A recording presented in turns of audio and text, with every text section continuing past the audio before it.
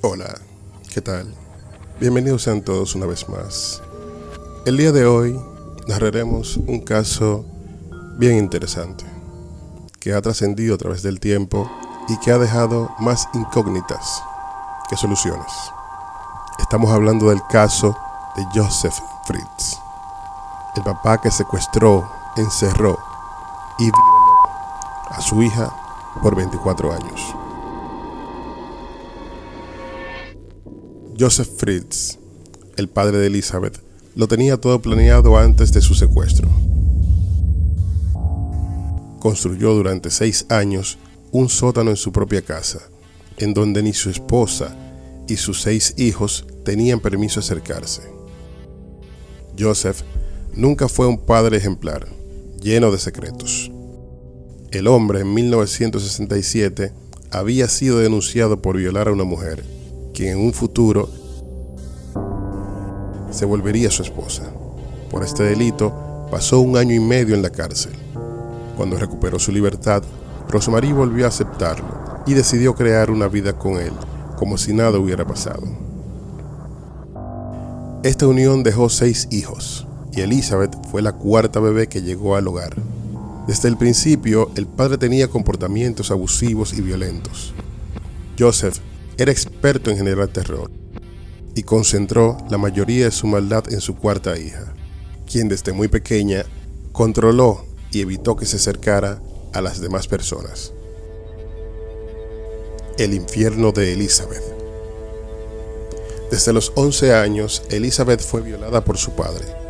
Cansada de esta situación, empezó a planear cómo podría escaparse de la casa. Empezó trabajando como camarera en un restaurante para reunir dinero y después huyó a Viena con un amigo. Estar lejos de su casa no duró mucho, ya que su padre la localizó y la trajo de vuelta. Una tarde, cuando la casa estaba sola, Joseph le pidió un favor a Elizabeth de ayudarlo con una tarea en el sótano. Ella, sin saber que sería la última vez que vería el exterior, aceptó. En ese entonces, la joven austríaca tenía 18 años y fue vista por última vez en 1984. Su padre, ya que lo tenía todo planeado, y le dijo a su esposa e hijos que Elizabeth había decidido huir para unirse con una comunidad religiosa. Al principio, su familia dudaba de esta historia, pero con el paso del tiempo se fueron convenciendo poco a poco. Encerrada en una habitación hermética de 18 metros cuadrados, debajo de su casa, se encontraba Elizabeth. Joseph tenía conocimientos como ingeniero y promotor inmobiliario, los cuales fueron claves para construir este espacio que tenía un cuarto, un pequeño baño y una cocina. Al estar debajo de la casa, no entraba ni un solo rayo de luz, ni se escuchaban ruidos del exterior. En ese mismo lugar, ella sufrió de violencia y múltiples abusos sexuales, que dieron como resultado 7 hijos. Su primera hija nació en 1988 y la llamó Kerstin.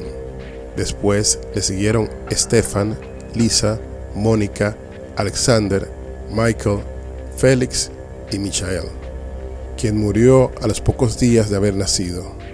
Después se supo que fue Joseph quien incineró los restos del bebé. La habitación en el sótano era muy pequeña y con la llegada de los niños representó un problema para su padre, así que decidió idear un plan. Obligó a su hija a escribir una carta donde decía que la comunidad religiosa en la que estaba no aceptaban bebés, así que los dejaría a cargo de sus abuelos. Esta carta ayudó a reforzar la versión que Joseph dio cuando desapareció Elizabeth. De esta manera, 3 de sus hijos vivieron en la parte de arriba de la casa. Un día, una de las niñas en el sótano se descompensó y Joseph aceptó que fuera trasladada a un hospital. Días después, Elizabeth pudo salir y verla, y ese fue el día que su infierno terminó.